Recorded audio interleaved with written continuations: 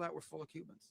I mean, they Yeah. basically, it's amazing. This poor island took over Venezuela in some cases. One of the biggest problems of Venezuela. Honest to gosh, I think declare these independence from people that are Cuba and talking tried to right basically now are colonize it fucked. from a security standpoint. So I yeah, know look, it feels I lived like in we Havana are, and I was in the government. I'd be but concerned, at least a little bit. Cutting off the oil flow to Cuba from Venezuela. I just Well, the president already announced you it, so have that to anything that's be sanctioned, it's sanctioned oil, willfully it's ignorant not going to be allowed to get there. to So to that's to an not issue. scrutinize anything you're saying. You have to have no interest in the truth. But the thing is, yes. Mr. President, Mr. President, you- other countries can't deal with us like this. Machado, and have you been in contact with her? No, we haven't.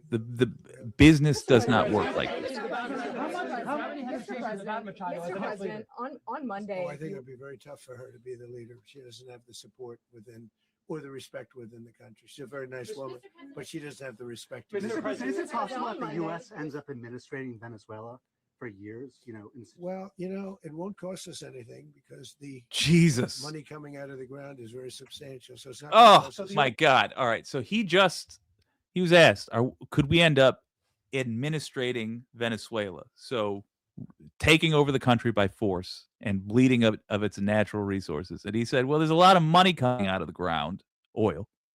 So it's not going to cost us anything. Yes, is the answer. That's what he's saying. Yeah, we're going to steal its oil. This is the guy that said no new wars. And he's trying to give you the exact same war that we all agreed was a terrible idea. Do you remember when everybody said the Iraq war was a mistake? When we attacked a mustachioed leader under a pretext in order to steal their oil? Do you remember when he said that was a mistake and he was against it even though he was lying? Because he was for it at the time. He was on the record being for it. Like everybody else who just brainlessly voiced their opinion after the attack. You remember when all Americans said, we do not want another president that's going to take us into a senseless war. And then he said, I'll be that president. Well, he fucking lied to you, didn't he? It's okay. It happened to us too with Obama. I don't want to get too high on my high horse. Look, Democrats just had the same disillusionment 8 years in advance of you.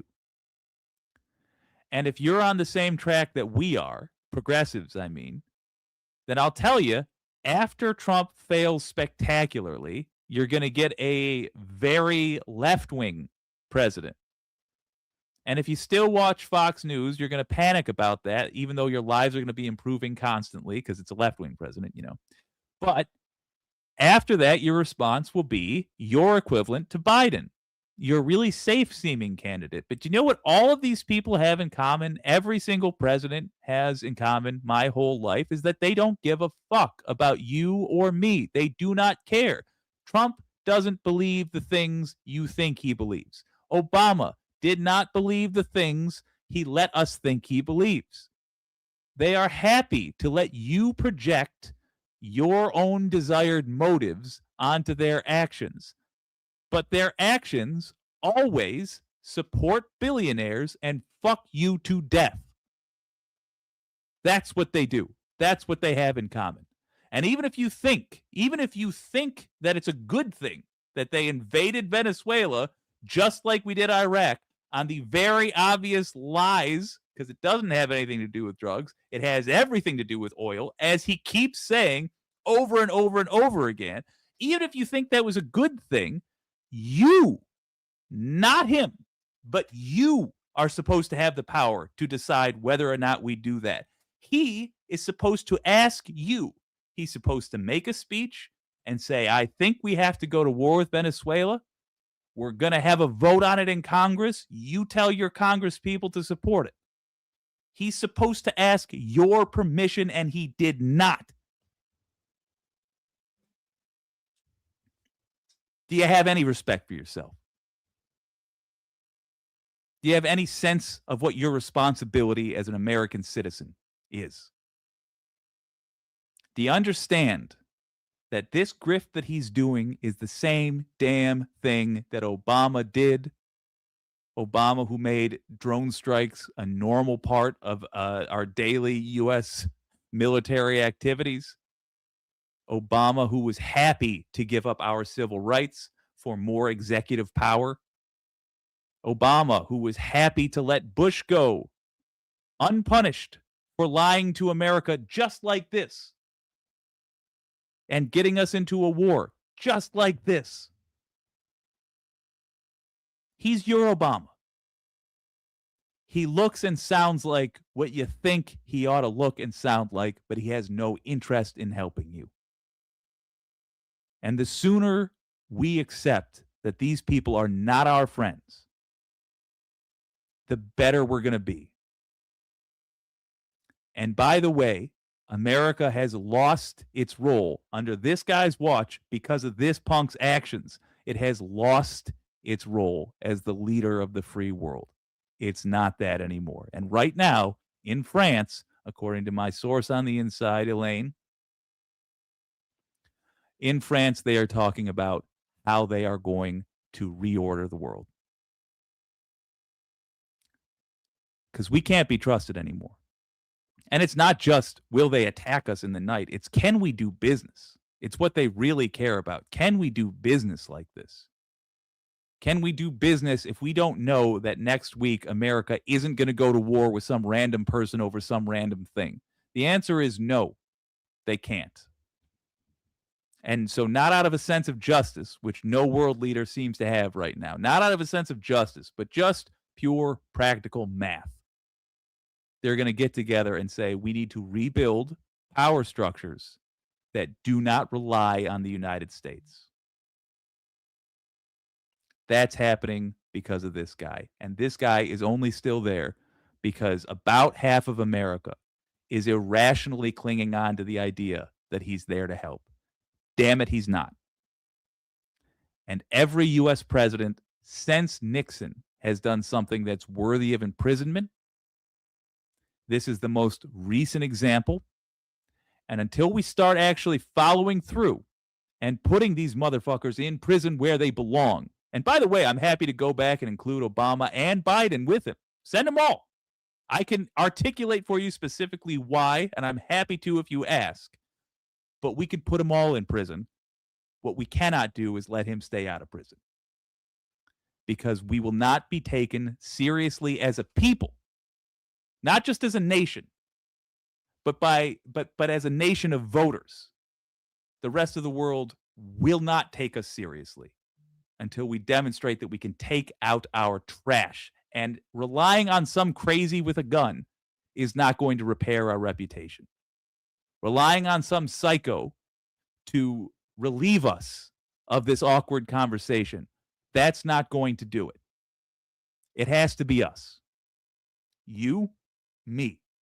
It has to be us that puts him in prison. Let's let him finish his confession. This isn't going to dedicate We any will. money to. Well, we want Be safety developed. there. We want to be surrounded by countries that aren't housing all of our enemies all over the world. That's what was happening, and you don't want to have that. But we're Now, going let's to be- address this. Jerry Carter, what are you talking about lower oil prices? What do you mean, I dare they take over a how dare they take over a socialist country and take control of oil fields just to make money and lower fuel prices? Yeah. I know you're saying that sarcastically, but yes, that's exactly correct. First of all, you can take the word socialist off there because that's irrelevant. It's not our place to determine how somebody else runs their country. If it's socialist, capitalist, communist, agrarian, it's irrelevant to us. None of that gives us a right to assault them. They were a peaceful country, and we attacked them. They weren't shooting at us, and we bombed them. So how dare they take over a country? Yes. For oil fields? Yes. How dare they do that? That's thieving. Would you be allowed to take over your neighbor's house because you wanted their car? No. You just walk into your neighbor's house, beat him to death with a claw hammer, and take their car? Oh, but my neighbor was a socialist. Still murder. I don't care if you liked him or not. You're not allowed to do that because otherwise we're just barbarians. You can just accuse somebody of anything and then kill them. Lower fuel prices. First of all, no, they won't. Second of all, we don't get this money. He has very carefully said people in America, not American citizens, people in America, oligarchs, billionaires get that money. And again, even if that was going to be the result, we do not have a right to kill people to lower our fuel prices. Now you have to reflect, Jerry. I'm serious. Forget all the passion for a second. Just look at what you wrote here. Forget this press conference. If there's people talking to you in the comments, ignore them. It's you and me for a moment. Jerry, look at this. How dare they take over a country to steal their oil? And you said that sarcastically. Is this the person you thought you'd be when you were a child? Is this the morality you thought a good man has? That it's okay to attack a country to steal from them? That it's okay to murder somebody to take their things? I don't think that's the case. I think you got caught up in this needless fight that we have politically, where I'm supposed to pretend like the Democrats represent my interests, even though they don't. And you're supposed to pretend like that piece of garbage has ever cared about you, even though he's made it crystal clear that he does not. It's not you versus me. It's certainly not us versus Venezuelans. It's you and me versus those motherfuckers right there. I want you to join me, Jerry. I want to tax that fucker to death and all of his rich friends. 130,000 people in a country of 330 million control 15% of all the wealth. That's the 0.01%. We can make their lives significantly less royal, and they will still live better than we could ever dream of living, but we'll have free health care. If you and I start working together, that can happen overnight. But we're going to keep suffering, and we're going to keep having to debate these obvious lies until we can get serious about this. The rebuilding, and we're not spending money. The oil companies are going to go in. They're going to spend money. We're going to take back the oil. The oil companies. Frankly, we should have taken back a long time ago. Not Americans. Is coming out of the ground. Oil companies. British all of that. Petroleum. Reimbursed for everything that we spend. So it's going to be Exxon. It's going to be a very important. It's going to be a Amco. This is a very big evening that took place last night. Not Americans. We have to be surrounded by safe, oil barons. Secure countries, and we also have to have energy. Very important. We have to have energy that's real energy, not where they're getting 4% and 5% of the energy out of the ground. You take a look. It was such a disaster. So what's going to happen with Venezuela, I think, over the next period of a year, is going to be a great thing, and the people of Venezuela will be the biggest beneficiaries. The people who sell oil are going to be the biggest beneficiaries. Well, I don't want to get into the conversations, but I did have conversations with them, and I Pause. Let's be serious about this. Are you actually making this comparison? Do you honestly and nobody else respond to this gentleman, by the way? If I'm talking to somebody, we don't gang up. It's just me and Jerry right now. Jerry, do you really think that somebody stealing your t-shirt, as in a possession of yours, is the same as killing people because they refuse to sell something of theirs to us? In your analogy, it's not as though you had your t-shirt stolen and wore it around the next day. In your analogy, It's as though you went to the t-shirt stand to buy the t-shirt. And they said, that t-shirt is $15. And you said, I only think it's worth 10. And they said, well, I'm selling it for 15. And then you killed them. That's the analogy. You were in the right in your scenario where you tore the t-shirt off the guy because it was yours to begin with. The oil was not ours to begin with. And here's how you know whose it belongs to. Whose country is it in? If it's theirs, it doesn't matter if we like the deal or not. We don't have the right to rob them over it. Now, if you find yourself trying to twist yourself around and find excuses for this guy, I beg you to stop. It's not your job to try to make sense of this. It's not your job to shield this person from criticism. In fact, you should be first in line to criticize a politician that you want to succeed. You should have higher standards for your guys than I do. Ask yourself sincerely, Jerry. I'm not trying to be aggressive with you or you know, have an argument where we're just trying to win. I'm not trying to win. And I don't want you to try to win against me. I want you to seriously consider your position. And when I say that this is your Obama, it's because I've been there before. Bless you, Jerry. You shouldn't kill people out of selfish needs. Absolutely. And to complete the thought I was saying, one of the hardest things for me politically was getting promised the world by Barack Obama in 2008 and watching for 2 terms while this prick kept saying all the right things and doing goddamn nothing to help me or the people I care about. And I see the same act in this guy, and he's just doing it for a different crowd. He says all the right mean things about people, but he every single thing he does just results in billionaires getting more stuff, and we pay for it.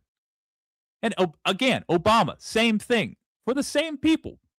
Huge tax breaks for billionaires, bailouts for billionaires, and we got goddamn nothing. Now this guy, he's sending our sons and daughters to die so billionaires can thieve oil. And it's just going to keep going on and on and on until we say enough. And I am so happy. If we're willing to toss this guy in prison, I am so happy to add Obama and Biden to the list of people to be tried, because both of them have done crimes worthy of prison. Said, you got to surrender. Jesus. And I actually thought he was pretty close to doing so, but now he wished he did. Yeah. Mr. President, I liked him at first, but you said that, the Maduro charm was wore responsible off. for drug trafficking. You recently pardoned the former president of Honduras who was convicted of many drug trafficking. Can you explain how these two situations are Well, different? And would you ever pardon Maduro? I endorsed, as you know, the winning president, the man who won in Honduras. I endorsed the man who won in Chile. I endorsed the man who won in Argentina. And we are doing very well with that whole group. Also But gave the man that I $20 pardoned billion to the was, guy that won if in you could Argentina. equate it to us, he was treated like the Biden administration treated a man named Trump. That didn't work out too well for them. This was a man who was persecuted very unfairly. He was the head of the country. He was persecuted very unfairly. And there are a number of them. And we felt that it was a very unfair situation that happened to him. He's also a party member of the man who won. So obviously the people liked what I did. And one of the reasons that was done is because of the fact that the party in power felt very strongly that that man was treated very badly. I studied it very quickly, and then I studied it in great detail. I went to a lot of the people standing behind me, and they felt that that man was persecuted and treated very badly. That's why I gave him a pardon. Mr. President, you referenced boots on the ground earlier. Can you just sort of button this up? Do you envision the U.S. military having a presence in Venezuela as the U.S. runs that Well, country? no, we're going to have a presence in Venezuela as it pertains to oil, because we have to have, we're sending Jesus our Christ. expertise in. So you may need something, not very much, but no, we're going to be taking out. So we're not going to be occupying all of Venezuela.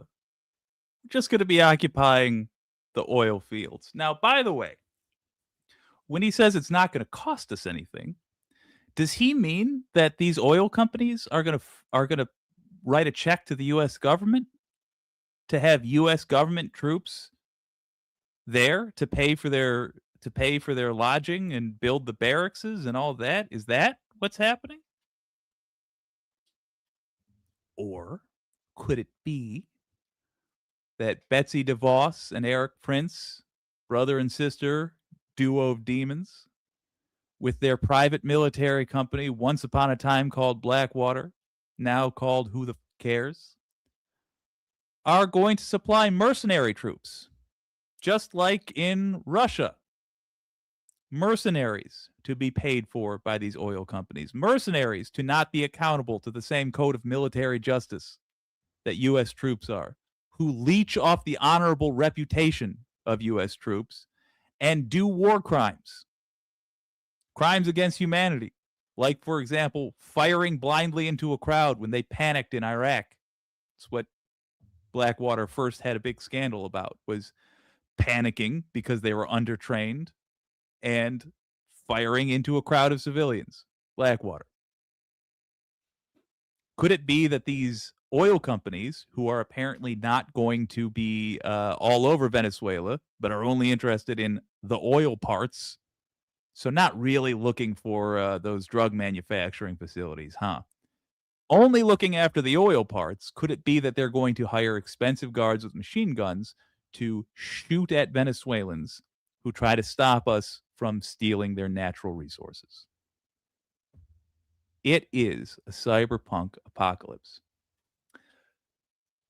Yeah, Jerry Carter, very good. Venezuela has a vice president, that's Delcy Rodriguez, but she's in Russia right now. I'm sure she will take steps. Yeah, I'm sure she's going to other major world powers and saying, hey, apparently it's Cold War II. U.S. is invading us, and traditionally what we do is link up with Russia.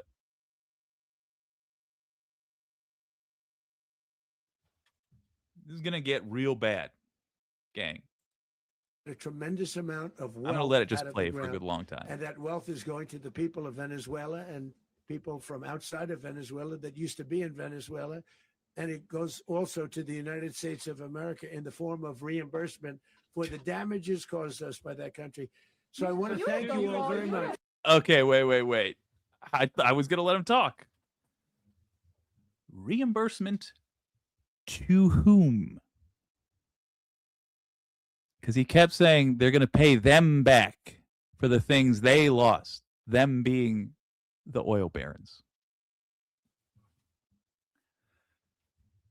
One thing I must give Trump is that his inability to be subtle about anything makes very clear what's wrong with the United States. The presidency has been an embarrassment. It has been the failing point of America for 40 years. I could name a policy apiece from each of these presidents that affects your lives to this day. Bill Clinton did NAFTA, the effects of which we are still reeling from. George W. Bush, obviously the 20-year war that this is a little baby version of, we hope. Barack Obama normalizing the drone strikes and the killing of U.S. citizens and the abuse of executive power. Every day we live through the horrors these people brought upon us. And the reason they are able to do that is we do not hold them criminally accountable.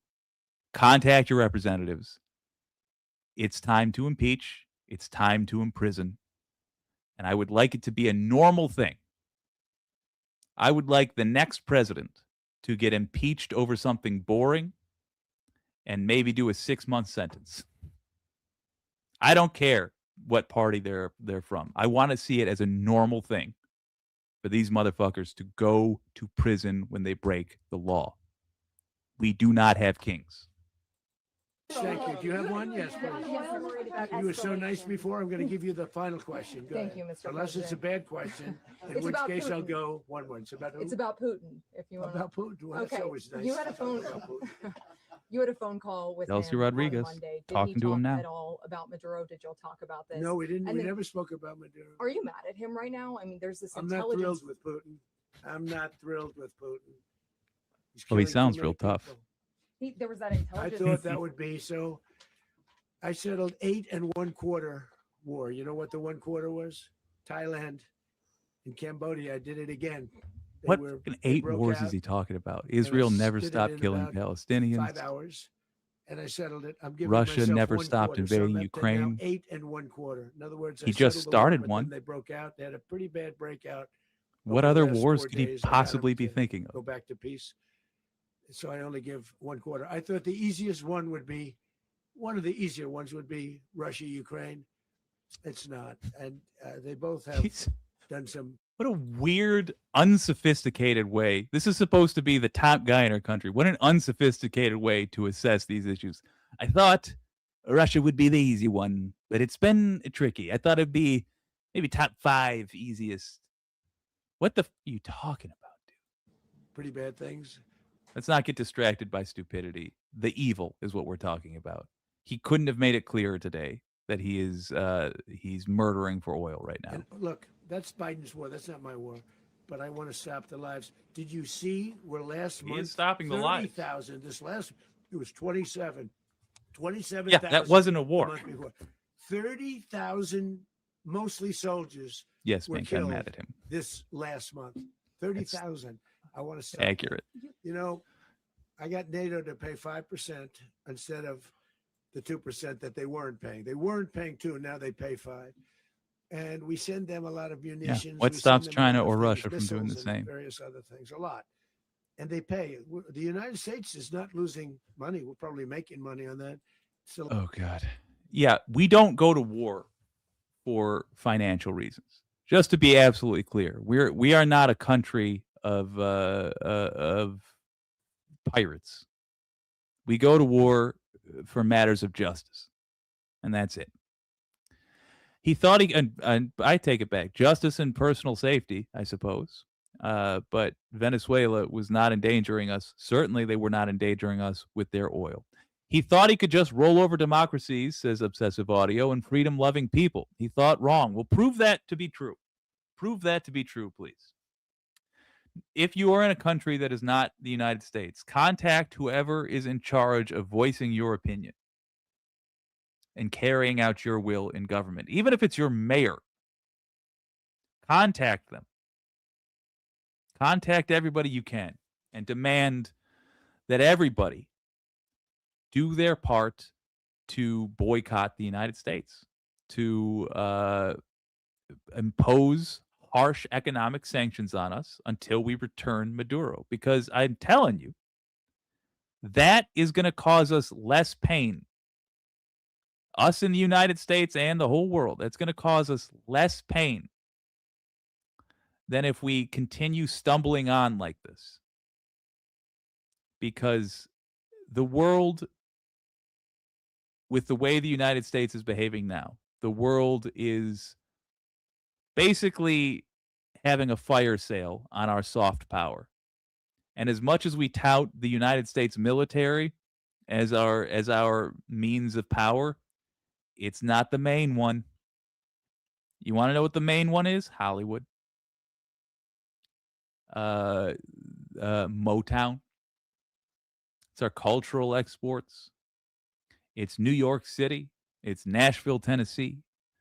It's all the cool stuff that people want. It's all the leadership notes that people take. It's when America says something is irrational and no longer going to be allowed in the modern world.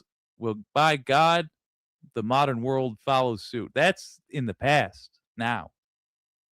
Basically, it was our dollar. It was the fact that when you dealt with the United States, you had a reliable transaction, whether that be diplomacy or finances of some sort, loans between countries. You were dealing with a rational actor, and we haven't been. The last quarter century, we've been irrational, and 10 years of that has been Trump, and we've just been crazy as a sack of cats.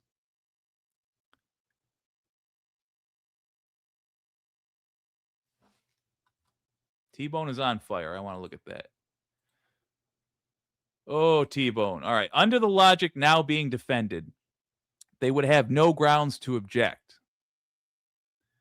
You do not get to cheer the erosion of restraint and then demand that restraint reappear when it's your turn to be protected. If it did, coups would become. Yeah, he's asking, what if Russia or China behave this way? What if China invades Taiwan on these premises tomorrow? What if they say, well, Taiwan sells pot and pot kills, so we got to kill Taiwan? This is what Russia is doing with Ukraine. They accused Ukraine of plotting vague plots to undermine Russia, to join NATO. They said another country's business is our business because we have suspicions about them, because we have accusations about them. We don't need to prove them in a court. We just need to make the accusations. Under the logic now being defended, they would have no grounds to object. You do not get to cheer the erosion of restraint and then demand that restraint reappear when it is your turn to be protected. Yeah, what if they attacked us? If it did, coups would become lawful whenever crowds cheer, lynching would become justice by popular demand, and foreign intervention would be legitimized by vibes and camera angles. Exactly. We cannot allow this. Oh, we are now officially a terrorist country. Trump is a piece of yeah. Hey, Don James, good to see you. Yes, sir, Captain Homer. 304 days till the Last midterms. thing I care about, I just want to stop all those people. We're losing 25, 30,000 human beings that come from two places that are very far away. But if I can stop, because it's something I've been pretty good at doing, deals, I guess. It's all a deal. Life is a big deal. But if I can stop that war and stop 30,000 young people, in addition to the fact that people are being killed in Kiev, people are being killed in other cities. For the record, a much smaller fentanyl number, but comes they're through being legal killed, ports of viciously entry. killed. So I'm not happy about it. I thought that would be something Mostly that would comes get from solved. China, by the way. We have Mr. Witkoff here. I think that we're making progress, but But China would be, that's a war a that real should have never adversary. happened. If I were president, it would have. And they don't never have, happened. it's Putin not as says it, easy for us to everybody get their says it. oil. If I were president, that would have never happened. You But told me that I they- inherited that war. That was Joe Biden, Zelensky, and Putin. I came into the situation, and it's a mess. And I will say this: I watched. an Notice how he's operation always last very night that vague was so precise. That was so brilliant about that. It was a mess. I mean, it was a bad thing, and then I made it good. If we had our people, like this general, and our people involved, Always relies on you war- making that assumptions war would not have gone on very long. That I or can not tell you. checking your specific. He That never war, gives to you use an old specifics to term, check. That war has become a bloodbath.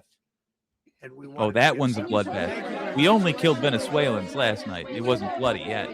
Just Venezuelans got murdered. Concerned a rogue Venezuelan general to take over the country. I want to look at that. Was that a big old? No, that's a weird thank you. Out of the neck vagina. A rogue Venezuelan general to take over the country. Can you talk about your conversation with the vice president? Shut up, nerd. All right, Whiskey Pete. Off to have a drinky. Little drinky. Little drinky for Whiskey Pete. Oiga Volishmir.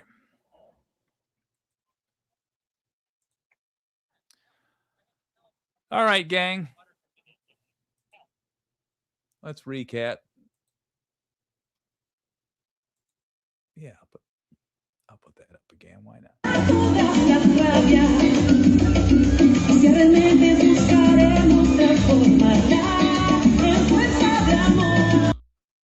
That'll make sense in a moment. So here's Venezuela right now.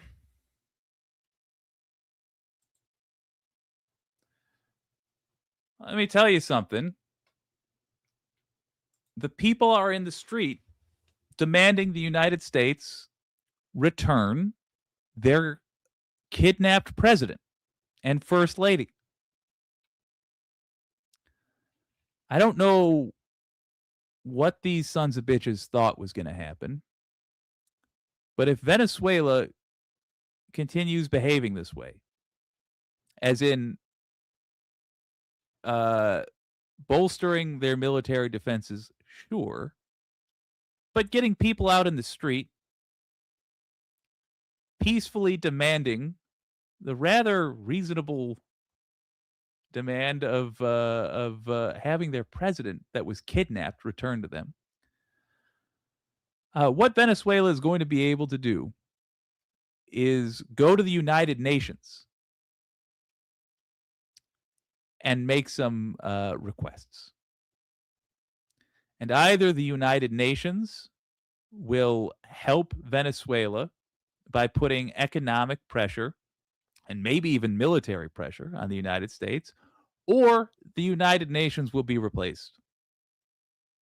Now, I'm talking over the course of 20 years, but the relevance of such a group of countries is so that many countries don't have to maintain a massive military individually because they're able to work together against huge, terrifying, evil adversaries. Huge, terrifying, evil adversaries like us.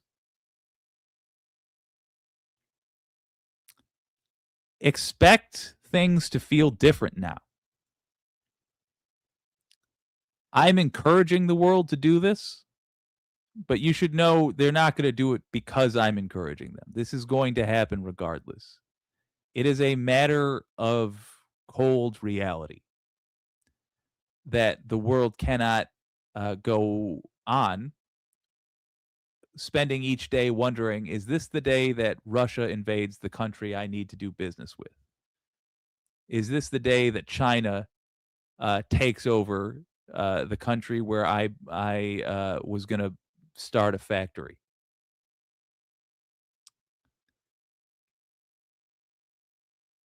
The world just can't function under the violent whims of its top 3 most immoral countries. And the purpose of the United Nations is to end all that. And if this version of the project that is the United States, the United Nations, cannot or will not stand against these things, then all these countries are going to get together and make their own.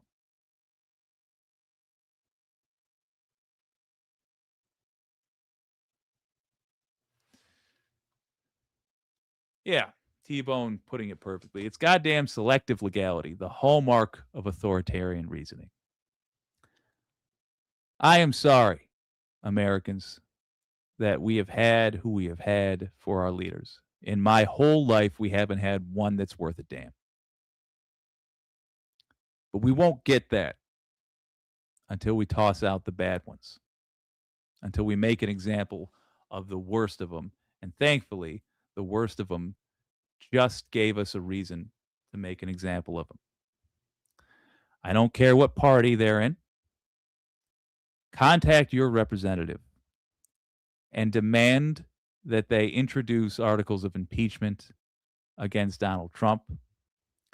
If you are in a country that is not America, demand that your representatives, whoever they are, enact economic sanctions against the United States, the strictest possible economic sanctions against the United States until Maduro is returned.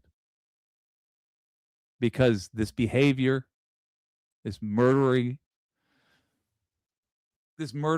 thieving, and kidnapping has no place in the 21st century. This has been WYCD Wicked. That stands for What You Can Do. My name's Jake.